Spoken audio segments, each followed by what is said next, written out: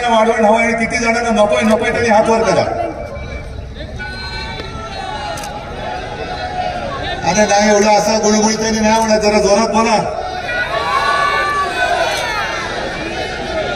जरा एकदा एकच जिद्द जरा हात वर करा आणि प्रेसला सांगतो ही घ्या जनसुनावणी आमची, ही घ्या ही घ्या.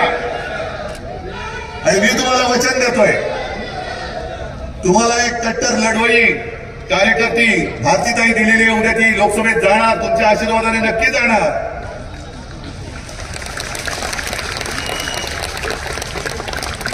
आणि पहिल्या प्रथम वाढवण बंदरचा फडशा पडणार.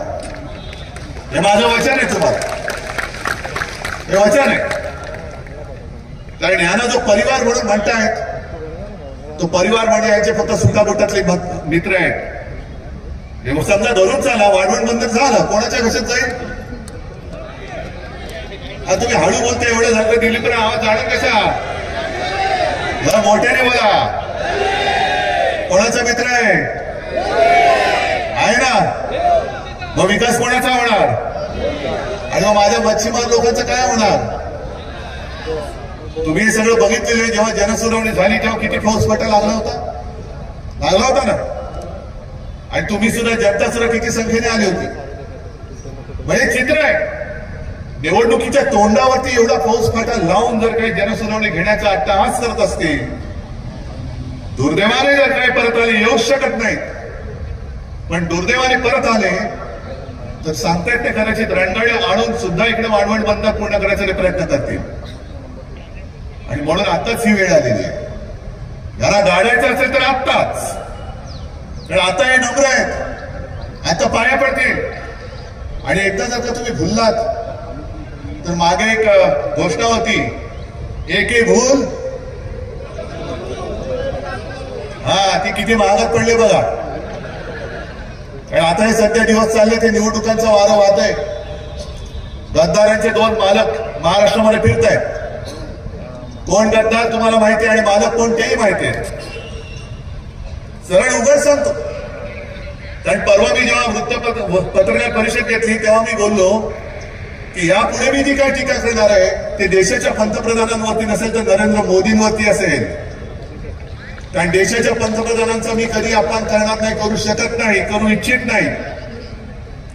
पण निवडणुकीमध्ये जर का ते येऊन, एक तर तुमचा संबंध काय महाराष्ट्राशी, महाराष्ट्राच्या बाहेरचे आहात तुम्ही. आणि महाराष्ट्रामध्ये येऊन जी शिवसेना प्रमुखांनी भूमिपुत्रांच्या न्याय हक्कासाठी स्थापन केली, तिला जन्म दिला, त्या शिवसेनेला तुम्ही नकली म्हणता. अरे नकली शिवसेना म्हणाले ती काय तुमची डिग्री आहे की काय? ही काय तुमची डिग्री आहे? ही नकली आहे पण आहे. मग त्यांचे दुसरे पार्टनर आले, खंडेडीखोर पक्षाचे दुसरे नेते अमित शहा, ते बोलून गेले शिवसेना नकली आहे. बोला तुम्ही. पण मी तुम्हाला जे भारतीय जनता पक्षाला म्हणतोय की हा भाडकाऊ जनता पक्ष आहे. भाडकाऊ आहे, भेकड आहे, भ्रष्ट आहे. नाही, नुसतं मी काहीतरी बोलायचं म्हणून भरची बाराखडी नाही बोलत आहे. मी भेकड एवढ्यासाठी म्हणतोय की ज्या पद्धतीने त्याने आपले गद्दार फोडले, ईडी, इन्कम टॅक्स, सीबीआयचं बंदूक लावली त्यांच्या डोक्यावरती आणि घेऊन गेले. या इथूनच पालघर बंदच गेले ना ते सुटेला. म्हणूनच मी पालघरमध्ये आलोय. बघू याच्या पुढे कोण गद्दार जाऊ शकतो गुजरातला, तेच बघायला आलेलो आहे. मी बंदूक लावून घेऊन गेला, तुमच्याकडे ताकद नाहीये. आज माझ्याकडे तुम्ही माझा पक्ष चोरलाय, माझं चिन्ह पळवून गेलेलं आहात. अरे कशाला माझे वडील तुम्ही चोरण्याचा प्रयत्न करताय? एवढे तुम्ही काय बोलायचं त्यांना बोलू द्या, सोडून द्या त्यांना. पण तरी देखील हजारो माणसं माझ्यासोबत आली, कशासाठी आलेली आहे, काय येऊ शकतात ती? आजपर्यंत भगवा झेंडा फडकत होता डोलाने, त्याच्या बरोबरीने कम्युनिस्टांचा लाल झेंडा फडकतोय, इकडे काँग्रेसचा झेंडा फडकतोय. आणखीन तिकडे माझे काही मित्र आहेत, त्यांचे झेंडे फडकत आहेत. तुम्ही शिवसेना संपवायला निघालात, उद्धव ठाकरेला संपवायला निघालात. ही यांची वृत्ती आहे. जो यांना देईल साथ त्यांचा करणारे घात, ही यांची स्लोगन आहे. गेल्या 1900 निवडणुकीमध्ये ढवळेसाहेब आपण म्हणालात की या पालघरने चमत्कार केला. पण तेव्हा आम्ही एक चूक केली होती. आम्ही मोदी पंतप्रधान व्हावे म्हणून याच पालघरमध्ये येऊन प्रचार केला होता. आणि मग तुम्ही विचार करा, मोदी पंतप्रधान होण्यासाठी म्हणून जी शिवसेना कठीण काळापासून मोदींच्या सोबत राहिली, ती शिवसेना मुळासकट संपवला जे निघतात ते पालघरकरांना काय नाही देऊ शकतील? कोण आहे त्यांच्याबरोबर? भले आमची तुम्ही नकली सेना म्हणून जी चेष्टा टिंगल टवाळी करताय, पण अमित शहाजी तुमच्या गाडीमध्ये अस्सल भाजपाचे लोक किती राहिलेत बघा. का सगळे तुमच्या स्टेपने आतळे बसलेले आहेत.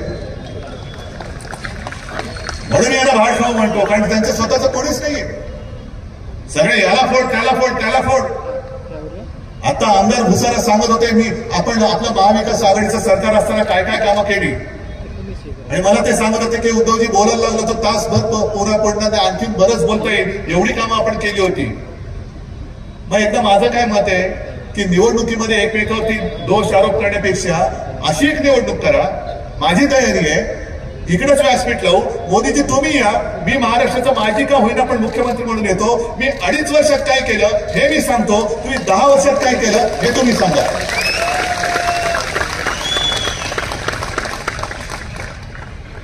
नुसतं आपली टीका करायची.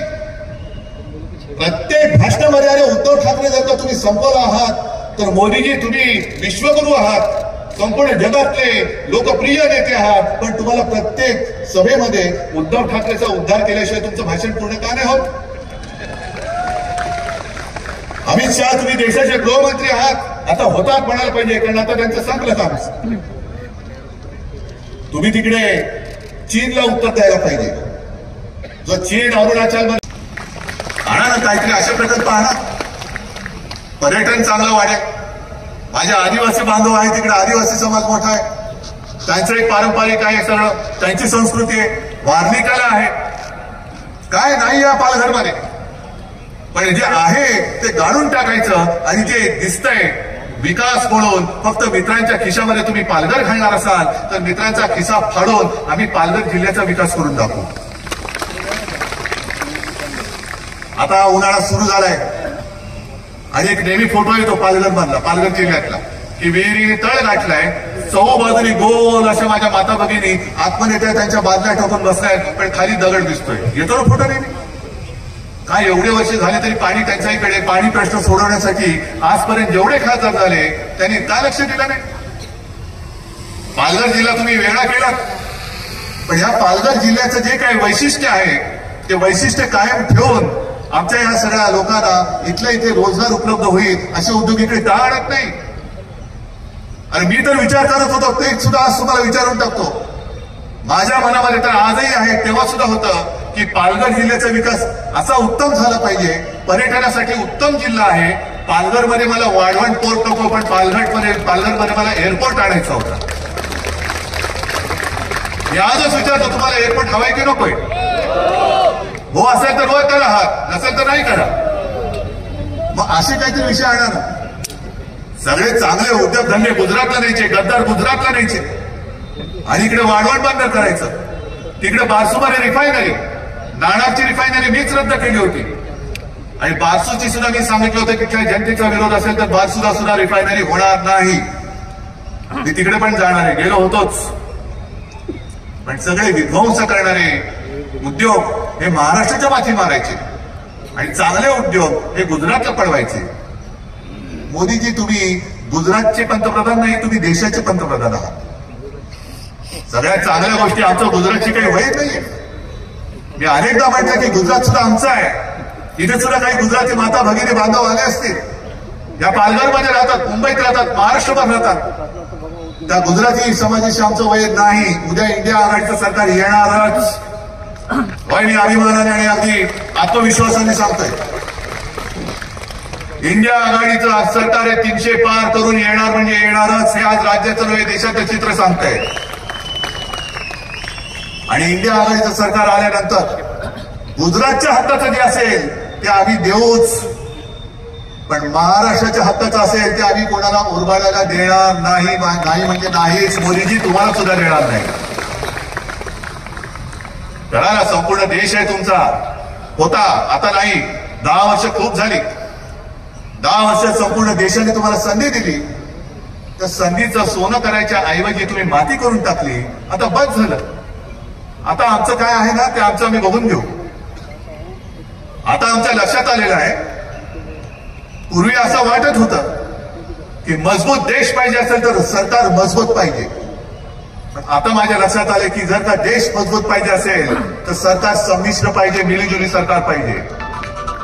कारण एका पक्षाचं आणि एका व्यक्तीचं सरकार हे देशामध्ये हुकुमशहाला जन्म देऊ शकतो, तो आता दिलेला आहे. आणि त्याला आत्ताच जर का आपण गाडून टाकलं नाही आणि आपल्या सगळ्या इंडिया आघाडीचं संमिश्र सरकार या देशात आणलं नाही तर मग आपल्या देशाला कोणी वाली नाही. की भारत माता सुद्धा बोलेल, अरे काय रे तुम्ही माझ्या पोटी जन्माला, माझं स्वातंत्र्य तुम्ही टिकू शकला नाही का म्हणून तुम्ही मला माता म्हणता.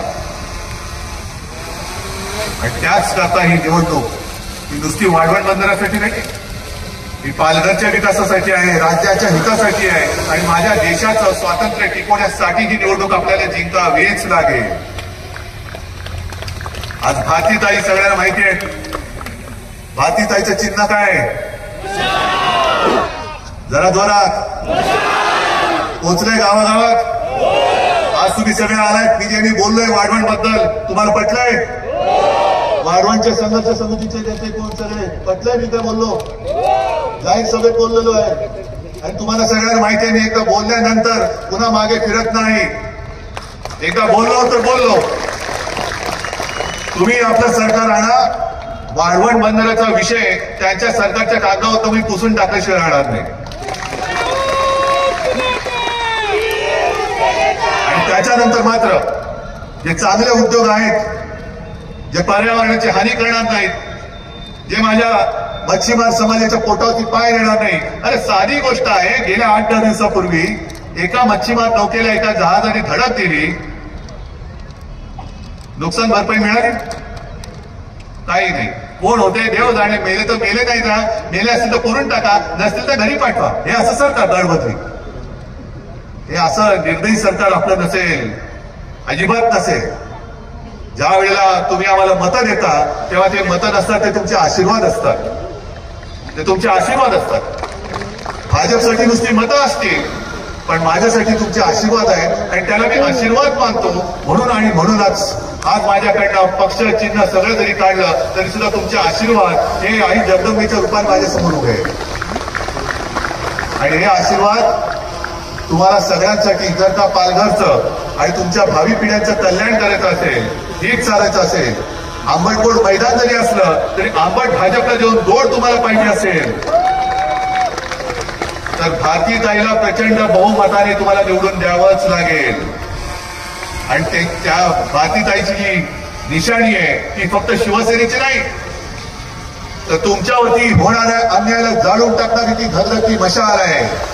ती मशाल ज्या वेळेला पालघरमध्ये पेटेल त्यावेळेला पालघरवरती अन्याय करणारे सत्ताधारी असतील त्याच्यामध्ये जळून भस्म होतील. आणि मला खात्री आहे की हा चमत्कार 19 साली तुम्ही केलेला आहात, या वेळेला पुन्हा एकदा करून दाखवल्याशिवाय राहणार नाही. आणि तसा आत्मविश्वास बाळगून मी आपली रजा घेतो.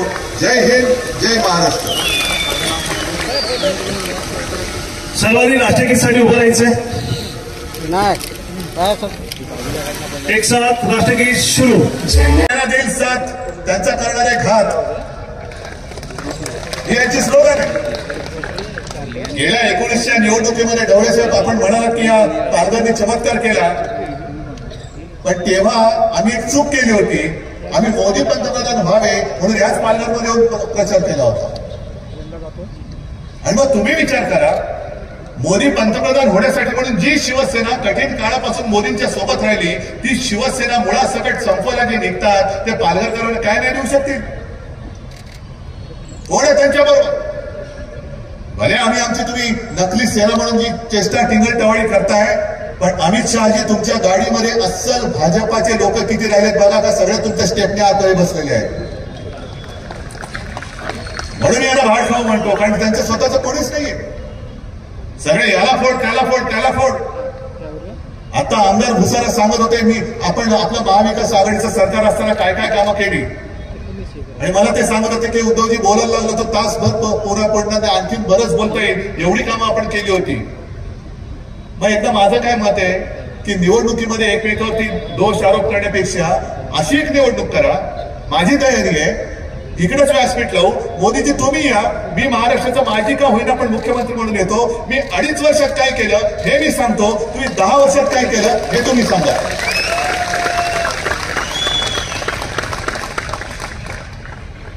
नुसतं आपली टीका करायची.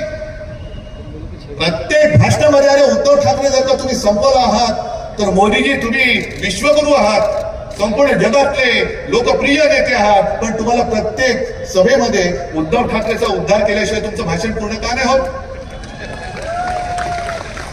अमित शहा तुम्ही देशाचे गृहमंत्री आहात, आता होतात म्हणायला पाहिजे, कारण आता त्यांचं संपलं काम.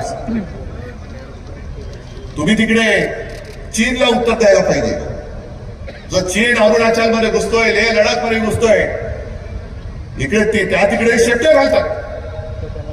चीन घुसला तरी चालेल, पण उद्धव ठाकरे संपला पाहिजे. संपवा, माझं आव्हान आहे, उद्धव ठाकरेला संपून दाखवा. हे सगळे उद्धव ठाकरेचे प्रेमी माझ्या समोर बसलेले आहेत, महाराष्ट्रभर पसरलेले आहेत.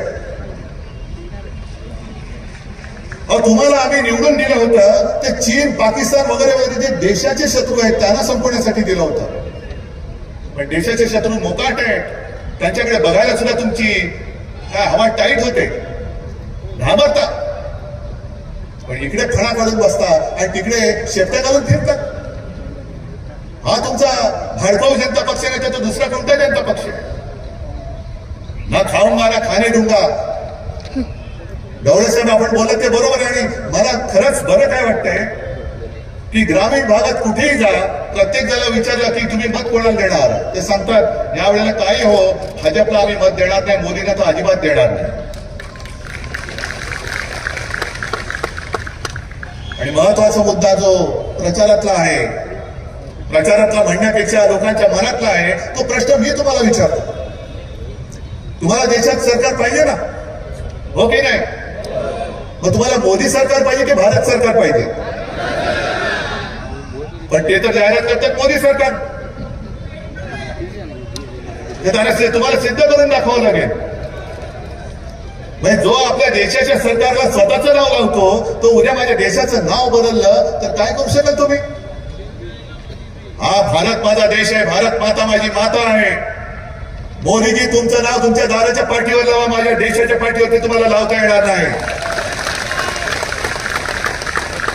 काय तुम्ही आता उद्या पंतप्रधान पदावर उतरल्यानंतर कदाचित तुम्ही झोडी आटून जाल कुठे गुहेत, तर गुहेच्या बाहेर लावा, नाही तर गुजरातात परत गेल्यानंतर तुमच्या दाराच्या बाहेर मोदींचं नाव लावा. पण माझ्या देशाच्या सरकारवरती मोदी नाव पुन्हा लावता कामा नये, येता कामा नये. अरे 140 कोटीचा हा देश, एक माणूस सगळ्यांना गुलाम बनवू शकतो. एक माणूस जणू काही स्वर्गातून अवतरलेला आहे आणि तुम्ही माझे गुलाम आहात, अशा पद्धतीने राजवट तो चालू शकतो. आणि आम्ही काय नेबड्यासारखे पुन्हा एकदा पुन्हा एकदा पुन्हा एकदा आपकी बार बार बार काय ना आपकी बार भाजपात तडीपार करून टाकाय ना. घराण्याशाहीवर ते आमच्यावरती आरोप करतात. अरे मी तर नेहमी सांगतो की मला अभिमान आहे माझ्या आई वडिलांचा,